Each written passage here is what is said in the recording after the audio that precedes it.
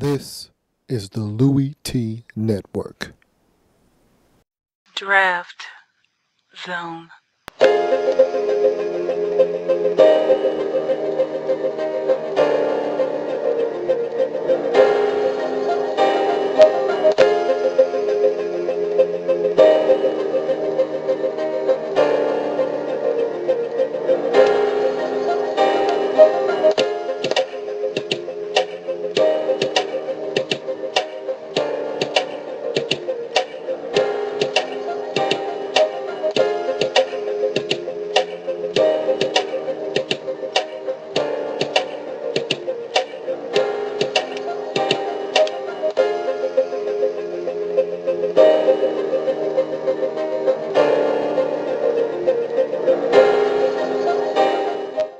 Draft Zone.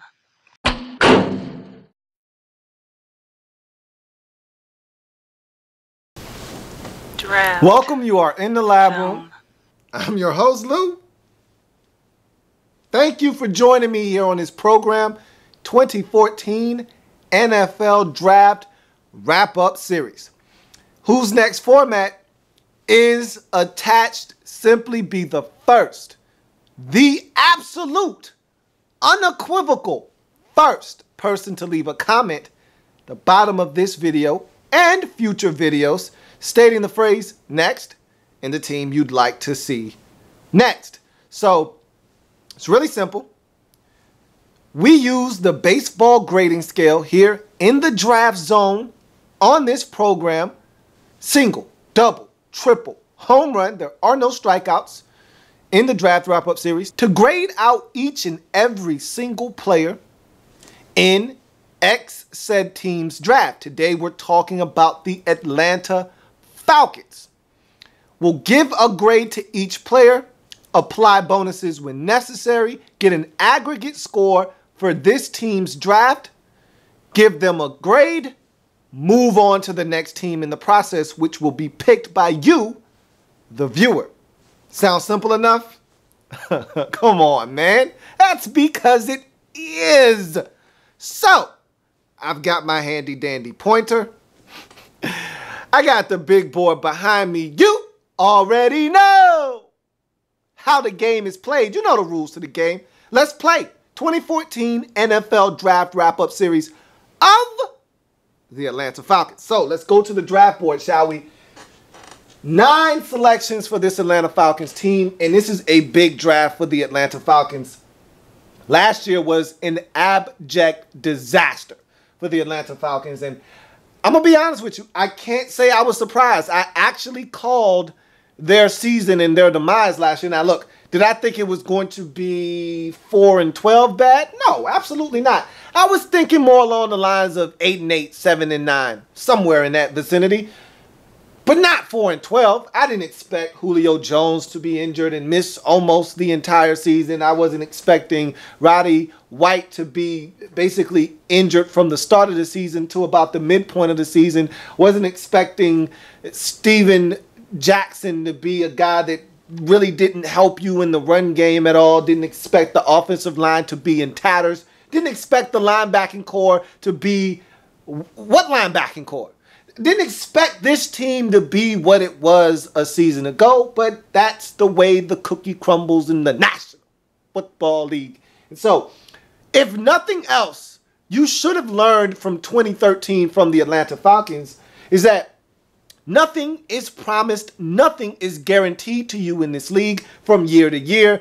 If you want to remain a good team in this league, you must, and I repeat, you must draft well and have depth. Last year, the injuries tested this Falcons football team and they failed miserably. And see, this is where the draft comes into play. You need to have depth. And we know what the Falcons have done of late, and them trading away picks in the draft, going up and getting guys like Julio Jones, giving away first-round picks. Look, you got to do what you feel like you got to do to get the guy that you need to get you over the hump. But at some point, you got to be able to stockpile some picks, get young talent on this team and feel like you're building a winner. Now, last year you were able to address a need that you thought was going to be one that was prevalent, which was in the secondary. You went out, spent some high round picks on young guys to come in and help you in the secondary, but you somewhat neglected the linebacker position. And again, you didn't expect all the injuries that you had at that position to take effect, but they did, and it left you in a serious bind defensively. Not to mention your offensive line was an absolute mess last year, decimated by injuries, and you looked like a shell of yourself from the past 2 seasons. And so this is a big draft, one that you are looking to have immediate dividends paid to get you back to where you were 2 seasons ago when you were a quarter, a play, a drive away from the Super Bowl. So we start in the first round, 6th overall selection, offensive tackle, Texas A&M, Jake Matthews. I was a little nervous because I thought the Falcons were going to do something stupid here. I knew it. I said, Thomas Dimitroff, Tommy D is not scared. That's one thing I will say about Tommy D. Thomas Dimitroff, not afraid. Not afraid. So you dangle a little carrot in front of him, and yeah, you dangle that little carrot, and he sees a prize in front of his face. We knew you needed 2 things immediately this year. One being pass rushing help. You need a guy that can get to the quarterback. That's not up for debate. That's not a discussion. We know you need to get after the quarterback. That's something you've needed for a while now, especially after you let John Abraham go. And that must hurt. And I hate to keep bringing that up and beating a dead horse, but I know that's got to sting to watch him go off to Arizona and get double-digit sacks once again and allow him to walk away, and then you get O.C. Umenyiora. Look, O.C. was fine, but O.C. didn't get you double-digit sacks. So that had to sting just a bit to watch John still be able to do it at a high level while you couldn't get after the quarterback. So you needed help getting after the quarterback. That was one. And 2, and to me, this one was the most pressing need. You had to protect Matt Ryan. That was an atrocity last year. That was an atrocity last season. What you put in front of him and asked him to perform was just embarrassing. And so Lamar Holmes and Jeremy Trueblood, no. Bad Falcons. So you needed to be able to protect him at the tackle position. And so Jake Matthews in this pick, to me, was a must. But I was afraid that carrot was out there dangling in front of Tommy D. And I thought, man, he's going to bite. He is going to bite that carrot, isn't he? I thought he was going up to go get Khalil Mack. I was afraid. I thought he was even contemplating going up. And this is blasphemy. But I thought he was even contemplating going up and getting Jadeveon Clowney. If that would have happened, I might have crapped my pants. And I'm not even a Falcons fan. So, do you know what you would have had to have given up to get that guy? Hell, even going up to 2 to get Khalil Mack? 3 even. So, that was the fear. It had to be the fear of every single Atlanta Falcons fan out that you were going to give up the entire draft and next year's draft to get one of these guys. Luckily enough, cooler heads prevailed. And I don't know how close the Falcons really were to pulling the trigger on any deal to move up. Let's just, for the sake of saying that they weren't close, let's just forget about that because they didn't do it. Good. That's what you needed to do. You needed to get protection from Matt Ryan because, again, we could talk about the Falcons wanting to get tougher, and we'll talk about that in the second round and moving forward in the draft. But at the end of the day, for this Falcons team, it starts on the offensive side of the football. All right. Now, we could talk about getting tougher along the offensive line. That's fine. But at the end of the day, this Falcons team will only go as far as the offense will take them. And that starts at the quarterback position, and Matt Ryan isn't at his best unless he's protected.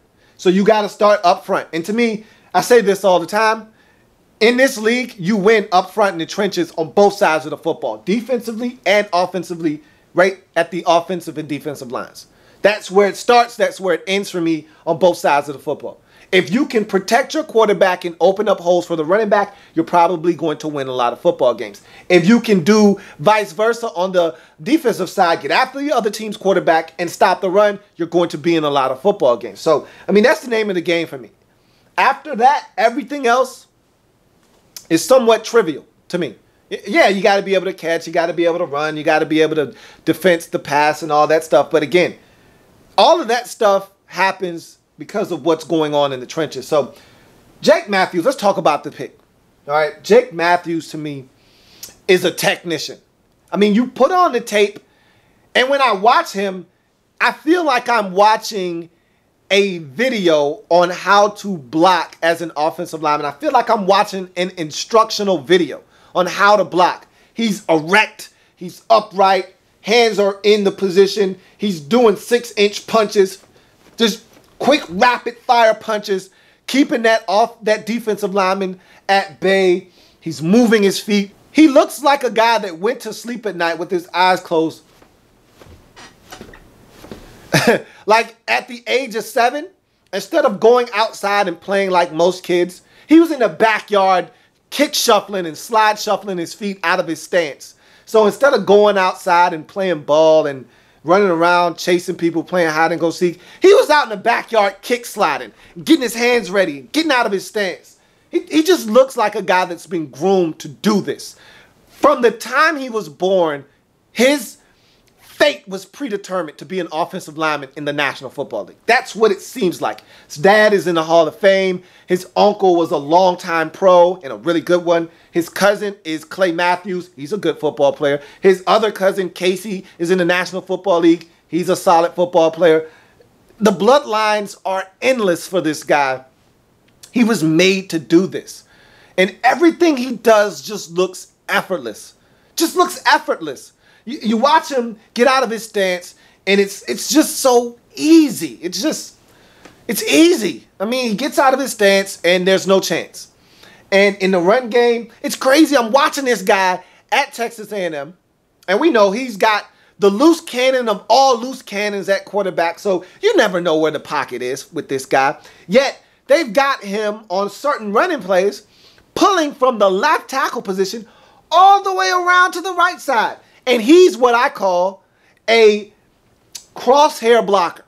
And I've said this before, and a lot of guys, most guys aren't crosshair blockers, but he is. He locks on a target as he's running. And a lot of these offensive linemen, they can't do two things at once. They can't run and locate a guy to block and go and get him. So it's hard for them to see someone and lock in on him and go get him. And he's a crosshair blocker. He sees his target. He locks in on him.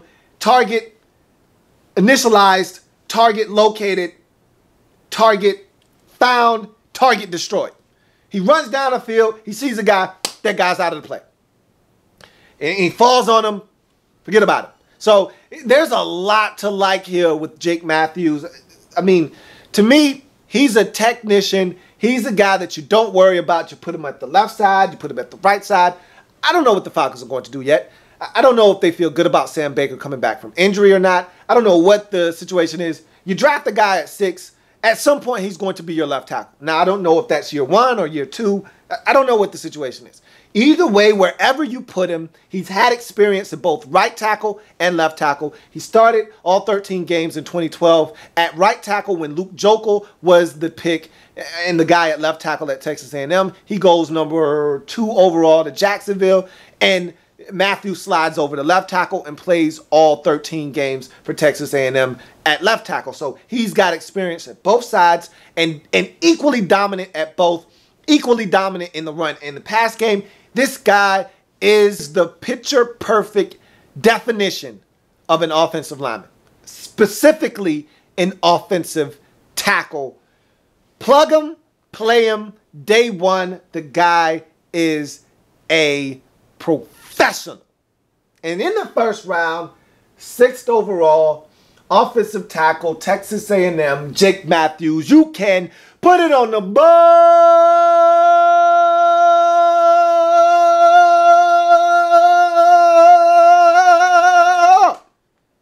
Yeah, it's a home run. This one, no doubt about it.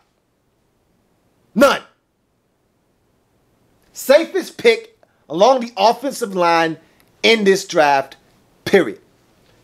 Second round, 37th overall selection, defensive tackle out of Minnesota, Rashid Hagman. Now, when talking about defensive tackles in this draft, his name came up very often as one of the most dominant guys when he's on. The problem with Rashid Hagman is that there's not enough instances when he's on. There are dry spells where this guy just goes away, fades to black. You don't hear from him. He's not impacting the game. And you wonder where this guy has gone. Now, this isn't uncommon with defensive linemen.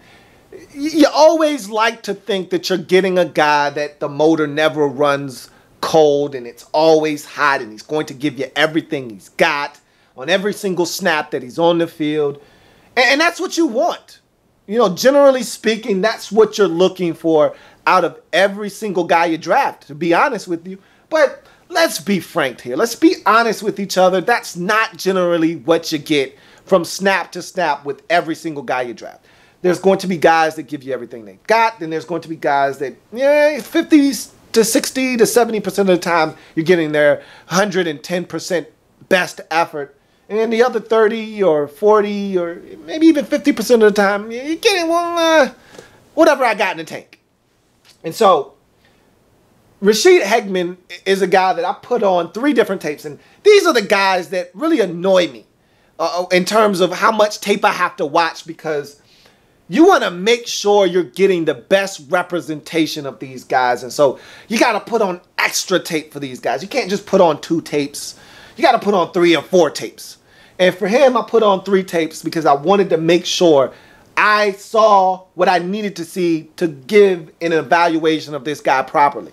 So, first tape I put on, Iowa. He was dominant.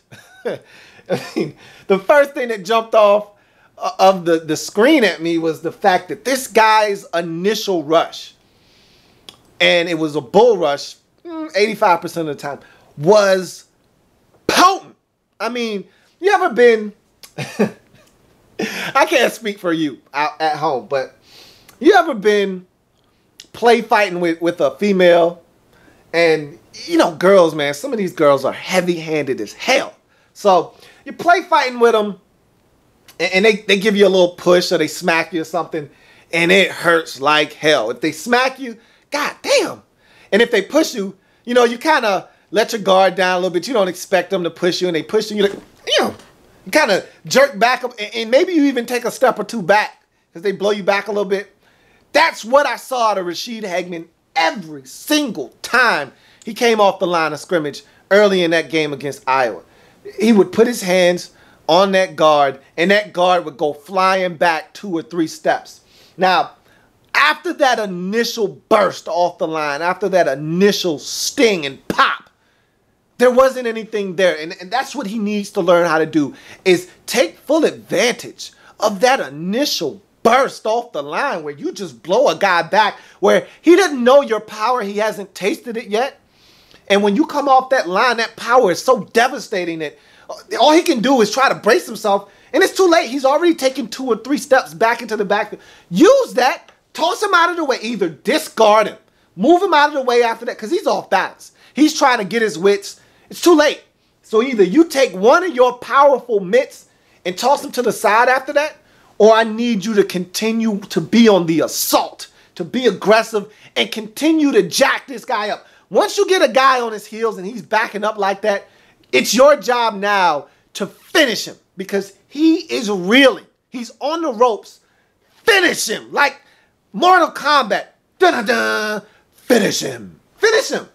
Either drive him back into the lap of the quarterback or throw him out of the way and get to the quarterback. One or the other, or get to the ball carrier if it's the run play. So that's the first thing I noticed, is this guy is powerful. But then he would do nothing. After that initial burst off the line, he'd let a guy recover and be able to anchor down, and nothing after that. So I want to see him build off of that, because that raw strength is there. I mean, 6'6", 310 pounds. Nothing you can do about that. When those long arms of the law get on you and they touch you, man, you're blown back. So it's his job to figure out what step two. And that's where the coaching aspect will come into play. And they got to teach this guy how to take full advantage of using that brute strength that he has and that explosiveness off the football. The next thing that I saw from this guy is that his lateral quickness to run sideline to sideline is uncanny for a guy his size. Again, 6'6", 310 pounds. You don't see that out of a guy that big. And he's so well proportioned. Normally when you start talking about 310 pounders, there's fat and slob and all kinds of nastiness everywhere. Big gut hanging around, flabby arms. That's not the case with Rashid Hageman. At 6'6", 310, it's well proportioned. He's lean for his size, so he's very athletic. Another thing that he needs to do is stay low. Keep the pad level down. You know how it goes with these 6'6" guys, these 6'5", 6'7" guys. When they're that big, your natural first reaction and first move is to stand straight up. And you got to fight that urge to stand straight up because you give up your advantage, you give up your pad level. The next thing you know, a tackle or a guard or a center's got their hands up under your pads and they're driving you back. So if you're Rashid Hageman, the next thing to do is keep the pad level down. This guy has dominant football player written all over him. Then I put on another tape just to make sure that he was a consistent football player. And that next tape was Ohio State. Now, in that game, it was Wisconsin, excuse me, Wisconsin. Not as dominant in that game. Had some flashes, blowing guys up, but still not getting to the ball carrier. So there were flashes in that game, but it wasn't consistent enough. Then I put on one more tape against Northwestern. Dominant. Interception in that game, in the backfield, being disruptive. Look, I'm hearing, and I've heard this the entire draft process about Rashid Hageman, that he's the biggest boom or bust prospect in this entire draft. And what I say to that is, boom or bust? You mean boom as in the impact that he has off the line of scrimmage initially, and boom. Oh, damn. Okay, he's strong. Or bust as he's going to bust your ass. That's the only boom or bust I see when you're talking about Rashid Hageman. You can't be talking about this guy not succeeding at the next level because the guy's too good. He's too good. There's too much talent here for this guy not to perform at a high level. And in the division that he's going to be playing in, he's going to have ample opportunity to get it done in that division. I expect big things from this guy. They want to get tougher up front. Look, your first two picks say toughness to me. They say we're getting bigger, we're getting stronger on both sides of the football in the trenches where games are won.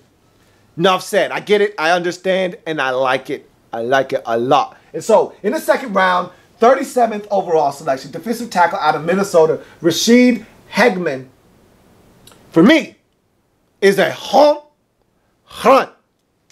Back-to-back jacks for the Atlanta Falcons. That guy's a football player, man. Say what you want. That's first-round talent in the second round. That's great value to me. Not Walmart, but it's still great value. So you move on to the next selection. Third round, 68th overall, safety out of Wisconsin, Desmond Southward.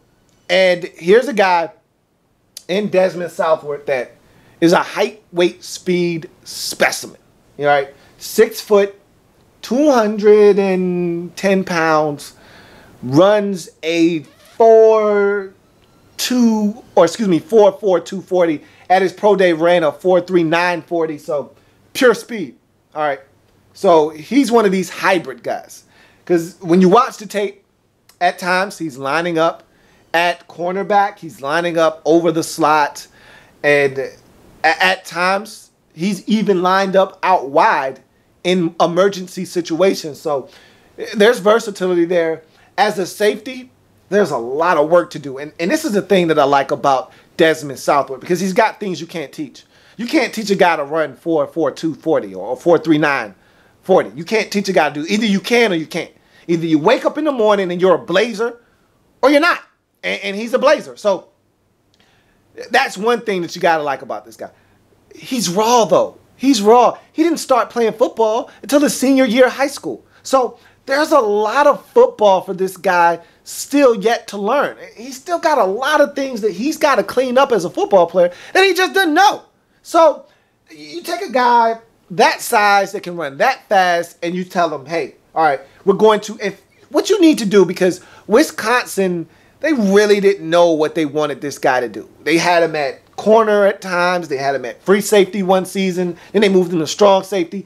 Look, when I already don't know what the hell I'm doing, please don't confuse me by switching my position multiple times. Let me learn one position. I'm already new at this, okay? It's almost like you getting a new job and them trying to teach you 3 different positions and you just got there. Hell, can I just learn one position first? So if I'm the Falcons, I look at Desmond Southwood and I say, okay, you're either a corner or you're a safety. Which one is it? Last year you went out and you drafted 2 cornerbacks. So I feel like you should be okay at corner, but I'm not sure. You let go of one of your safeties in the offseason. Thomas Deku, no longer a safety for you. So I'm thinking the most logical fit is at safety. Could be wrong, but that's what I'm thinking. If he's a safety, keep him at safety, teach him the position. If he's going to play corner, then teach him the cornerback position. But don't intermingle the two. Don't confuse this guy. Now, look, if you make him a free safety and you want him to come over the slot, because I look at William Moore as an enforcer, a guy that is a strong safety, that is a hammer type of guy that will come down, lay the boom down on you, drop the hammer down, and can also drop into some coverages and pick the football off. So I see him as more of a strong safety, a guy that you're more comfortable with around the box. And I look at Desmond Southwood as more of a free safety. So what I'm going to do, take the cap off my marker, and in front of that S, I'm going to put an F, because I think he's a free safety. Because he's a guy that can drop over the slot, and you feel really good about his coverage skills there. And he's a guy that you want, with that kind of speed, you want him to be able to cover and play single high safety and be able to run sideline to sideline, hash to hash, and make plays on the football. And this is why I say you need to teach him a position, because watching the tape, at times, he's late. And it's not because he doesn't have the speed. It's because he doesn't know and can read the keys that he's supposed to be looking off of. And so that's your job, to teach him the keys and the finer points of the safety position, if in fact he's playing safety. And if he's playing corner, then don't confuse him with safety looks and give him safety responsibilities and give him different things that he needs to learn from different positions. If he's a corner, then let him play the cornerback position. I think he's a safety. I think you use that speed to your advantage. You blitz this guy. You allow him to play center field, and you allow William Moore to be able to come up in the box a little bit more, and you allow him to run around and make plays in that secondary, and you teach him how to read the quarterback's eyes. You teach him how to make breaks on the football, and no, he doesn't have great hands. There's opportunities for him to pick passes off, and he drops them. So you work on him with that kind of stuff. You try to get him better at making plays on the football. This guy has intangibles that you can't teach. And so in the 3rd round, 68th overall selection, safety, free safety, out of Wisconsin, Desmond Southwood for me. He's an intriguing prospect because I don't know if he's a corner or a safety. I like the speed. I like the height. I like his ability. He's wet behind the ears, breath smelling like Similac. There's a lot here to teach this guy. He's green right now. If you can coach this guy up and get him to learn a position, not multiple positions, but a position, I think you got something here. He's a triple for me. He's a 3-bagger. I think there's a lot of potential there with him. Figure out what you're going to do with him and teach him, because he's not afraid to tackle. He'll come up and he'll make a sound form tackle. He'll get involved in plays. I'd like to see him catch the football when it comes in his direction. One time he broke on a play beautifully. They tried to run a corner route. He was sitting on it. He broke on it in the end zone, a chance to take points off the scoreboard. He drops the football. So he needs to work on making plays, but there's a lot here that you can't teach. You just can't teach it, and he's got it. So he's interesting for me. Height, weight, speed specimen out of Wisconsin. We go to the 4th round, 103rd overall selection, running back out of Florida State, Devontae Freeman. Look, I know you already got Jaquiz Rodgers, and I understand that, and he looks just like Jaquiz Rodgers, except he's not. He's much bigger, thicker, 5'8", 205 pounds. This guy is solidly built. My goodness. And the difference between him and Jaquiz Rodgers is that this is an in-between-the-tackles runner. This guy can not only run in between the tackles, but he can get outside. He's got enough speed to press the outside, to press the edges. He's a one cut and go type of guy, so he makes definitive cuts. The thing I like about his running style the most is that he's a definitive runner. He makes a decision and he goes much faster than slow, and he sticks his foot in the ground, makes guys miss, can change directions without losing stride. He's a very fluid athlete. Is he explosive? Yes. Is he a guy with long distance speed? No. What's the difference? He's quicker than fast. So he is explosive, can hit a hole, hit it quickly and decisively, and get 6 yards out of a play that was only blocked for 2. He's got that type of ability. The difference between explosive and long distance speed is the fact that if he busts out a run and is able to get down the sideline, if there's a safety with speed, say like in a LaRon Landry of the Indianapolis Colts that has an angle on him that runs a 4.3 40 type of speed, he's going to catch him. He's not fast enough to outrun him to the end zone. However, if he's able to make some guys miss and get into the secondary, he can take it to the house. Just know that a guy with speed, a corner or a safety with an angle with speed will catch him from behind. But I tell you what, this guy brings so many intangibles to your football team. He's a 3-down back, first of all. Now, look, he's not a workhorse. You don't want to feed him the rock 24 times. I'm not saying that. That's why you got other backs on your team. However, he's a 3-down back. You can hand it to him on first down if you like. You can throw it to him on second down out of the backfield. Great hands. And on third down, he offers you pass protection out of this world. For his size, you expect him to not be as good at pass pro. Au contraire, my friend. This guy will get in there and stick his nose where it doesn't belong. He's a great blocker, and he's a powerful runner. You look at him and you're thinking to yourself, smaller guy, 5'8", he's got a very strong makeup. His body is built to be able to bounce off of tacklers, and I just like Devontae Freeman a lot. And he went over 1,000 yards rushing last year, so he can get it done. And at Florida State, they won the national championship. He was a big reason why. They played against a high level of competition, and he got it done. And so Devontae Freeman is a guy that smells the end zone, scored double-digit touchdowns last year, including a touchdown in 10 straight games to wrap up his collegiate career, including the national championship game. So the guy has a knack for getting in the end zone. So this is a good football player, one that I like a lot, one that is going to help you immensely. Last year, you struggled to run the football. And it wasn't just the offensive line. Now, look, that was a big part of it. Your offensive line was funky, nasty, disgusting. However, your running backs didn't do any favors. They did not do those guys any favors. Devontae Freeman is going to come in and change the game at the running back position.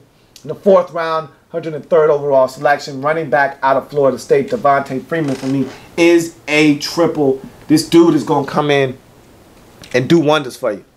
And he's going to help boost just the offensive philosophy and the offensive flow and rhythm, period. I mean, because you can't just say, okay, he's coming in the game, so it's automatically going to be a pass.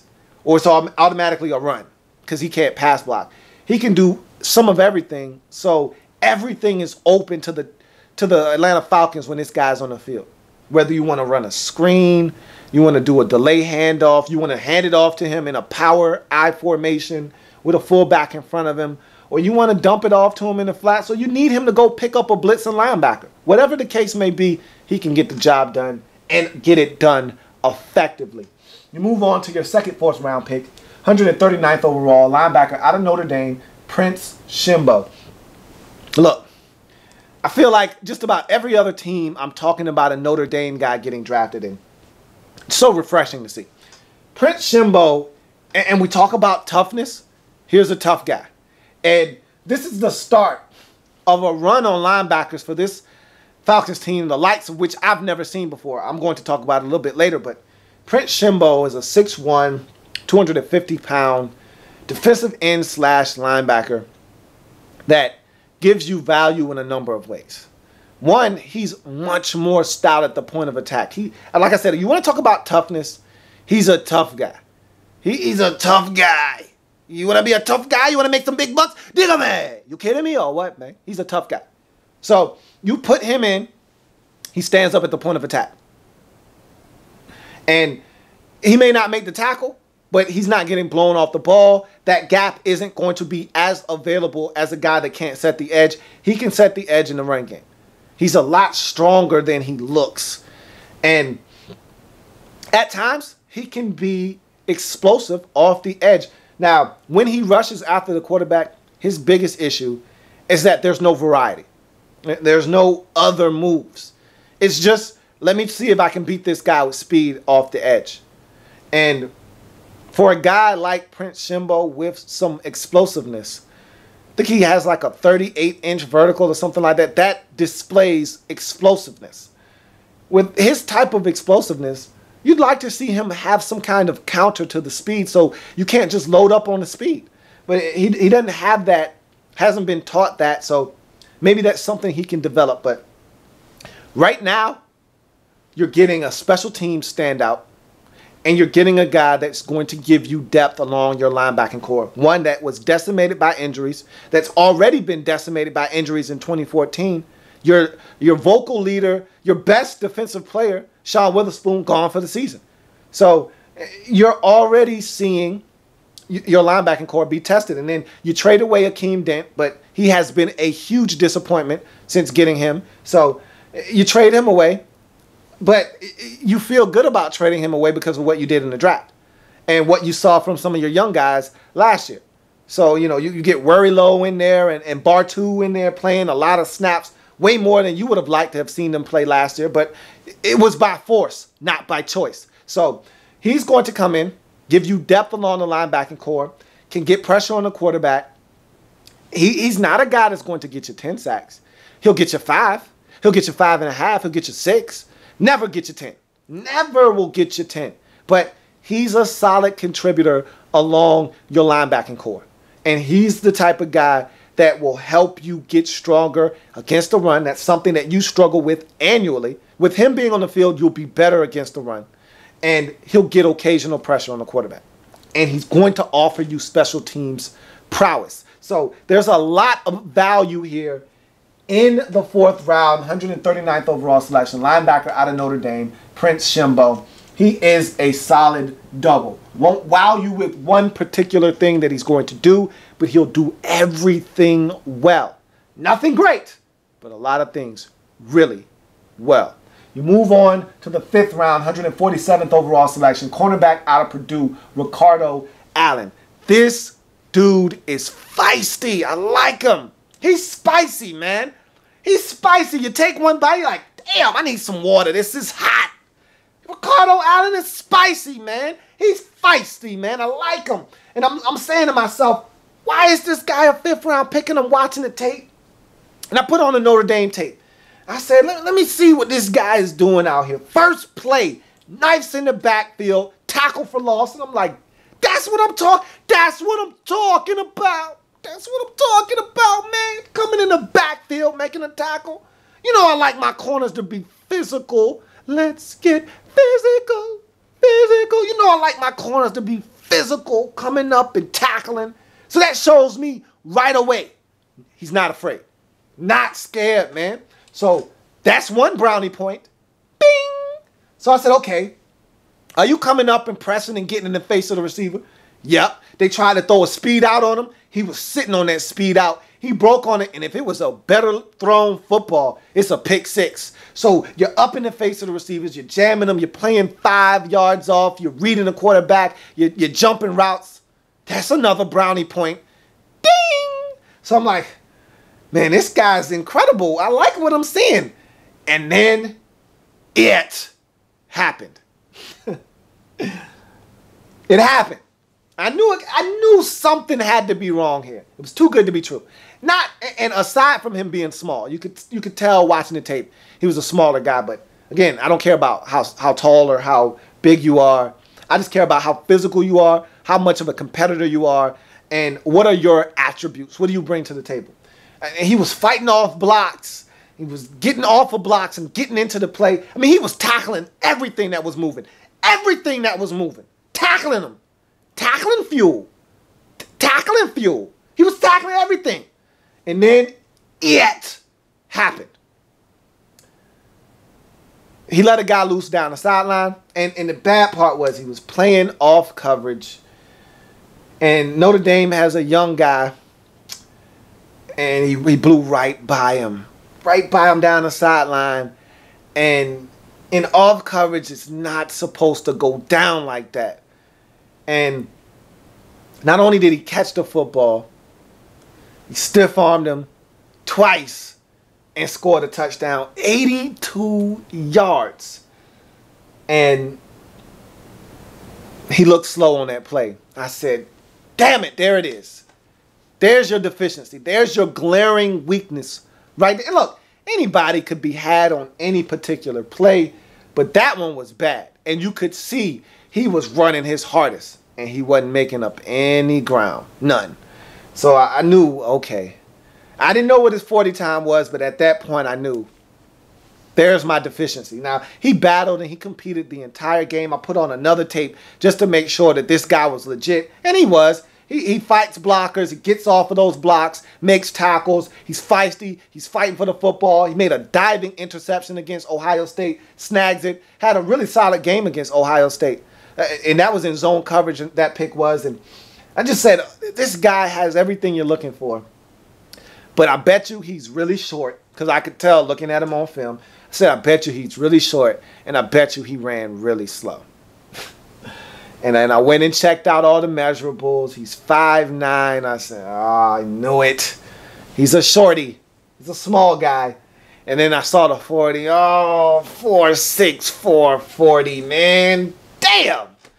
I said, there it is. So right there for me, because you're already at a distinct disadvantage because of your height. Now you don't have the speed to keep up with guys that can test you deep. He's got to get kicked inside to the slot. But I tell you what, God damn it, I like him in the slot. He's feisty, he's physical, he fights, he competes, and he will pick the football off. Left school with a school record 15 interceptions. So the guy will make you pay if you make a mistake around him. Look, I like Ricardo Allen a lot. I like him a lot. And I'm going to tell you what right now, if he's coached up, he's put in positions to succeed, you stick his behind in that slot, you got something here. I mean, look, I like Ricardo. He's spicy, man. 5th round, 147th overall selection. Cornerback out of Purdue, Ricardo Allen for me is a triple. Look, in this league, if you got 3 corners, you need 4. You got 4, you need 5. In the division that you're in, you definitely need at least 3 really good corners. You feel good about what you did in the draft last year with those first 2 corners? Add him to the mix, and you're building something out there in Atlanta at the cornerback position. Still need to get pressure on the quarterback now. That's not going to change. But it always helps when the back end, and you got Desmond Southwood earlier in the draft, so you're building something in that secondary. And that's a good thing if you are the Atlanta Falcons. So you move on to the 2nd, 5th round selection, 168th overall, linebacker out of Syracuse, Marquise Sproul. This guy disappoints me in so many different ways. And this, I talked about the runs on linebackers. The next 3 picks are all linebackers. I've never seen a team overreact to having such little depth at the linebacker position. Now, I know it was bad at linebacker last year. Trust me. I know. Okay, I watched every Falcons game. I saw the deficiencies. And you were signing guys on Tuesday. Tryout Tuesdays was a little different in Atlanta because tryout Tuesdays was sign-up Tuesdays. You were signing up linebackers all year long on Tuesdays. And on Sunday, they were starting. It was bad. No, it was real bad in Atlanta last year, the linebacker position. But drafting 4 linebackers, I didn't know it was that bad. Okay, I'm lying. It was that bad. But Marquise Sproul for me. Here's my problem with this guy. 6'1", 230 pounds, runs really well. He's a guy that I think reacts well to what's going on in front of him. Sometimes he's a little slow, but for the most part, I think he reacts well. This is what pissed me off about Marquise Sproul. Damn it, man. He couldn't tackle. He couldn't tackle. Now, I don't know if some of these publications that I was reading from were watching the same tape that I was watching. But I saw a guy that, look, to put it to you this way, he missed 3 times as many tackles as he had tackles on the 2 tapes that I watched. All right? So, it was so bad. I had to go back, put the tape back on, and I started counting, tallying missed tackles. He had 9 in 2 games and only 3 tackles. Yes! 3 times as many missed tackles, including 2 on the quarterback. Now, Christian Hackenberg of Penn State is a big guy. He's about 6'4", 6'5". Yeah, he's not elusive, man. That dude is not Braxton Miller. He's not Taj Boyd. He's not one of these quarterbacks that you're supposed to miss, all right? He was just missing, man. He was missing, and it was embarrassing. And then they're running back, Zwicker or something like that, Zwinnick. He was just bouncing off of Sproul, man. I'm like, dude, you're in the backfield. Make the tackle, man. What are you doing? And then he would get up like he did something. Dude, you just missed the tackle for a 2-yard loss and the dude picked up 5 yards. The hell are you doing, man? Get your ass back to the huddle. Hell you doing getting up, getting excited? You just missed another damn tackle. Tackle the damn ball carrier, man. So, look, the dude is explosive. I think he ran a sub-4 640, like a 4.58 or something like that at his pro day. Has really good movement skills. Somehow, some way, he finds his way through the trash. That's why he's always around the damn ball. That's why he missed so many tackles, because he's around the football. Make the damn tackle, man. There's a lot to like here, but I don't have a lot, as you can tell, not a high threshold, not a lot of patience, not a lot of tolerance for guys who miss tackles.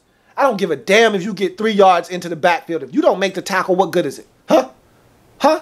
The only way that serves a purpose is that you bring friends with you. So if you knife into the backfield and you're 3 yards in the backfield and you hit the ball carrier and he's able to shed you, but you got 2 guys coming and they tackle him for a 2-yard loss, then you did your job. You didn't get the tackle, but you get an assist. But you're not John Stockton, man. You're not Jay Kidd. I'm not looking for assists. I'm looking for you to make the tackle, okay? And so, in the 5th round, 168th overall selection, linebacker out of Syracuse, Marquise Sproul for me is a double. He's got coverage ability, can drop into coverage, can get after the quarterback. When he blitzes, he hits home, but he's missing, okay? Sack the quarterback, man. Sack the quarterback. Tackle the ball carrier, dude. He's a double. All this potential, and I'm seeing a lot of it being wasted because you're not making plays. Make the plays that are there in front of you to be made, young fella. You could have something here. He's just got to be better. He's just got to be better. So you go on to the 7th round, 253rd overall selection, linebacker out of Connecticut. Yawin Smallwood. And Yawin Smallwood, for me, is a guy that I turned on the tape, and the first thing I said to myself is, God damn it, he's slow.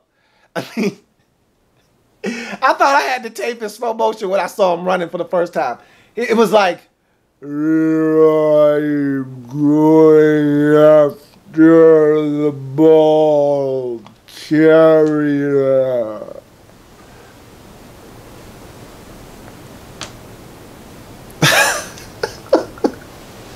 He was running. I was like, man, does this dude have on ankle weights or something that I don't know about? And this is the thing. If I could give him Marquise Sproul's athleticism and I could give Marquise Sproul, Yawin Smallwood's tackling ability, you got yourself one hell of a football player. If you could put those two together, give Smallwood Sproul's speed and Smallwood's tackling ability, you got yourself a hell of a linebacker on your hands. I mean, at Connecticut, this guy was extremely productive. Over 100 tackles 2 years in a row. Getting after, ball carriers, getting some sacks. You know, one of these guys that'll get you 100 tackles, sprinkle in 4.5 sacks, deflect 4 passes, and maybe pick 1 or 2 of them off. Get you about 9.5 tackles for loss. I mean, he's all over the field. It's just moving in slow motion. I mean, the guy ran a 5.40. What? What? He ran a 5.140. Now, I saw somewhere that time came down to like a 4.69 or something like that. 4.7, something in that vicinity at his pro day. I'm not buying it, man. You keep your bill of goods over there that you're selling. I'm not buying it, okay? Because what I saw on tape, it matches up with that 5.0140 that I saw him. That's offensive lineman speed, my man. That's offensive lineman speed right there. There's about 20 offensive linemen that were at the combine just this year that ran sub 540s. You can't run that slow at the linebacker position. Now look, he's probably faster than that, but not by much. I'm not buying all the extra stuff that you're telling me he ran at his pro day. The dude looks slow on tape, and that time makes sense to me. Now, as far as once he gets to the ball carrier, he's a tackling machine. He's going to get you down on the ground. He's another one of these guys that if he doesn't make the tackle, and it was funny when I was watching the tape, I said, you're a hockey player. I called him the hockey player. Y'all win Smallwood is the hockey player. And it's because he's always getting a hockey assist. If you don't watch hockey, I don't. I'm not going to sit here and act as if I do, but I do know how the assist works in hockey. The guy that sets up the pass to the guy that scores gets an assist. So you set up the guy to set up the assist, you get an assist. So the pass before the pass that leads to the goal gets an assist. He's the guy that gets to the ball carrier, doesn't get him down, but leads to another guy getting a tackle. He gets an assist. So Yawin Smallwood is a guy that if he can find a way to the ball carrier, will be productive in this league. The biggest key for him and biggest obstacle and hurdle for him to overcome is getting to the ball carrier. Because he's so slow, he needs help. He needs someone to slow that guy down, or he needs that guy to have to fight through traffic.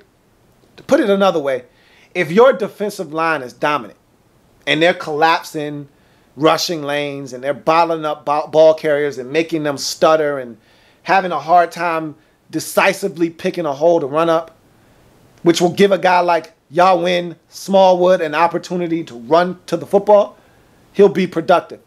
If there's a back and there's a hole and he can hit it, no hesitation, Yawin Smallwood isn't going to get there fast enough. End of discussion. And so, in the 7th round, 253rd overall selection, linebacker out of Connecticut, I wanted to give him a single. I really wanted to bust this guy's chops for just being so damn slow, because that's ridiculous, is what it is. But because of special teams value, because you need help at linebacker and he's going to provide you with depth, and the simple fact that the guy is a tackling machine, look, slow guys have survived in this league before, and he won't be the first nor the last to come in with a slow foot. The Buffalo Bills are smiling and grinning from ear to ear because they just got their hands on Brandon Spikes. Brandon Spikes ran one of the slowest 40s in history at the linebacker position at the combine. Yet, he's in the league and he's a thumper. Now, Yawin Smallwood is not a thumper. He's not going to take your head off, but he will get you on the ground. There is a place for him in this league. You just got to make sure that you provide him with enough guys in front of him to slow down the ball carrier to allow him to get there. So, I'll give him a double. Very, very unwillingly, he's a double. Move on to your final pick in this draft.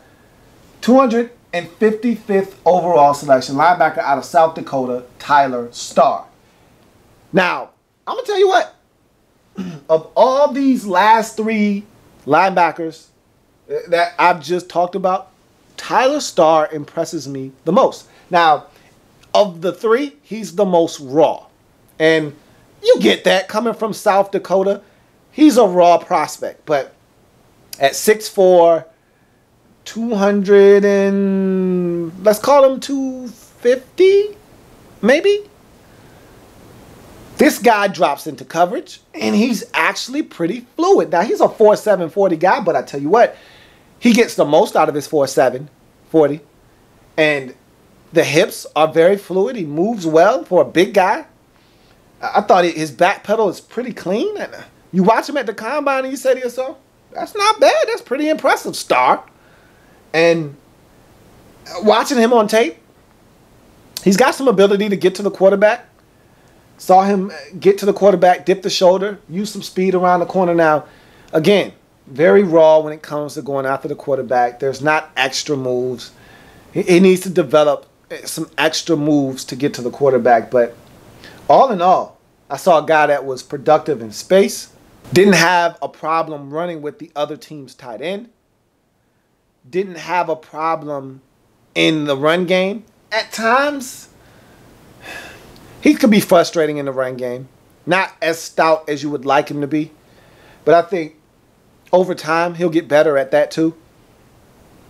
I like this kid. All right?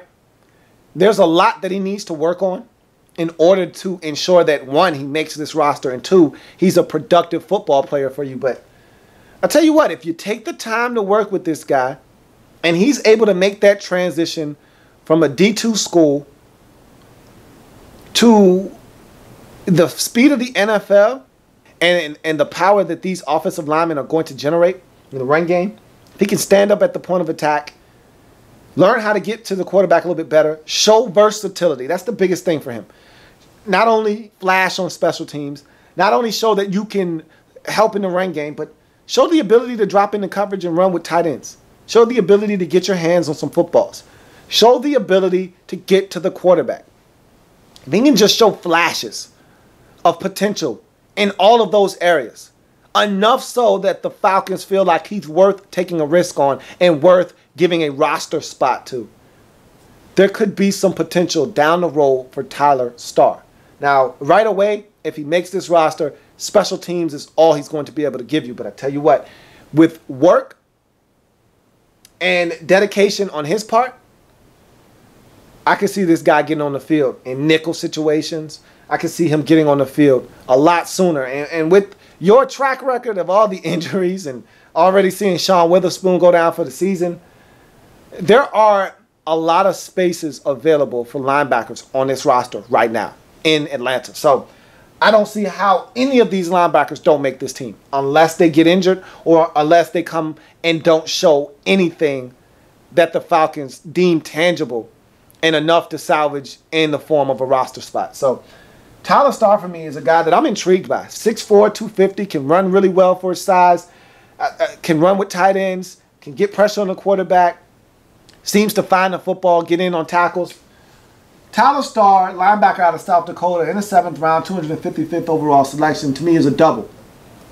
I like what he brings to the table. I think he's a solid pick, and I think he's a guy that can help this Falcons team a little bit later down the road. So, you look at this Falcons draft, no singles in the entire haul, and this is what the Falcons needed, to be honest. Now, how many of these guys are going to help you right away? Because if you're the Falcons, you still see yourself as a Super Bowl contending team. To you, last year didn't even happen. Okay, you just wipe that one from the memory bank. You're getting Julio Jones back. So Double J will be back in the fold. Roddy White will be healthy again. There's no Tony Gonzalez. And that, to me, that's the biggest void that you didn't fill in this draft. I was looking, because do you really believe in Levine Toilolo? I mean, let's be honest. He's not the answer at the tight end position. You got stuff at tight end, but you don't have anything elite. So that's the thing that worries me, is that you're missing that key ingredient over the middle of the field. And I thought you could have addressed that somewhere in here in this draft at the tight end position. There were tight ends that could have helped you. You elected not to do that. That's fine. You must know something that I don't. But you look at this draft. Matthews and Hegman in the first 2 rounds. Both sides of the football, in the trenches, you just got better. End of discussion. Home run, back-to-back jacks.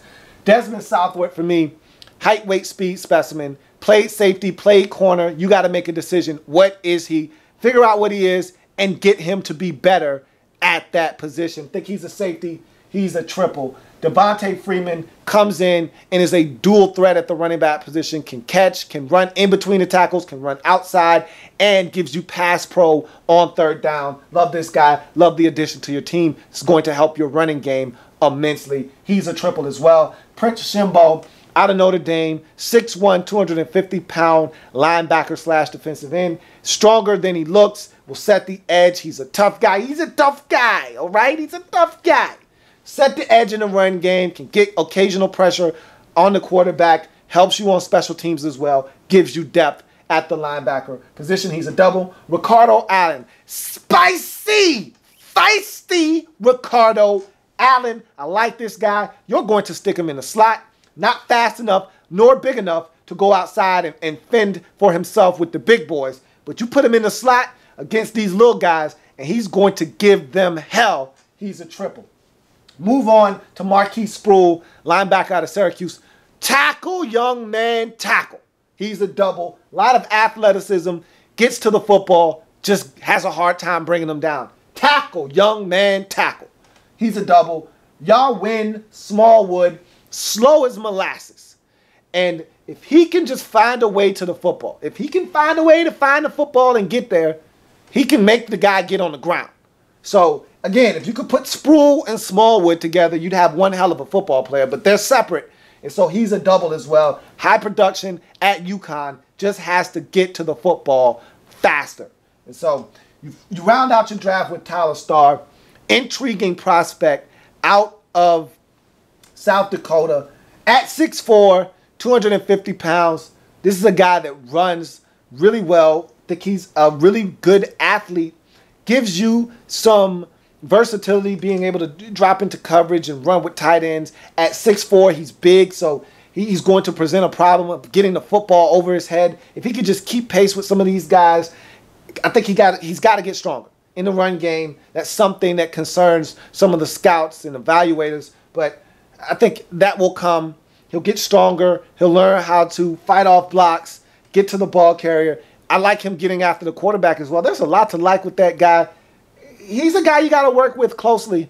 But if you are able to get the most out of Tyler Starr, it wouldn't surprise me that out of these final 3 linebackers, he's the one that emerges and gets the most playing time when it's all said and done. He looks the part of an NFL linebacker. I will say that out of all of these last 3 linebackers. And he's a double as well. So you tally up this draft for the Falcons. Home run, that's 8, triple 11, triple 14, double 16, triple 19, double 21, double 23, double 25. You go 1, 2, 3 triples, that's 28 for a triple bonus. 1, 2, 3, 4, that's a doubles bonus. That is 30 divided by 9. It's a 3.3 triple for the Atlanta Falcons in the 2014 NFL Draft Wrap-Up Series. That's a really good haul. Now, looking at this draft as a whole, in the grand scheme of things, Matthews, Hegman, they help you day one right away. Southward, got questions. What is he? Where do you envision him helping you the most? Don't know if he helps you right away, but he's going to help you in 2014. That is for certain. You look at Devontae Freeman. He's another guy that's going to help you right away. Prince Shimbo. Don't know if he's going to help you or not, but Bo knows special teams. He'll be able to help you there at minimum. And so Ricardo Allen, I expect him to get on the field very, very soon and help you right away. So what I'm trying to say to you is there's a lot of guys that are going to help you right now because, frankly, you see yourself as a Super Bowl contending team. You're going to wipe 2013 from the memory bank, and you're going to act as if that season never occurred. And so you look at yourself as a few players away from getting right back to where you were. And if guys come back healthy, you get production out of your offensive line, Matt Ryan goes back to being one of the top, 7 quarterbacks in this league, and all of a sudden your running game gets off the ground and the defense starts playing better. You could be a 10, 11, 12 win team, win your division, get back to the NFC divisional round, maybe even a championship game. Who knows? We don't know what the Falcons are going to be, but they needed a draft like this. This was a huge step in the right direction for the Atlanta Falcons. So if it happens in the National Football League, whether big or small, we cover it all here in the lab room. I thank you for joining me. Look, it's a double for a triple for the Atlanta Falcons in the 2014 NFL Draft Wrap-Up Series. So the next question, and the last question, is who's next? Draft Zone. Like the content? Want more? Sub up.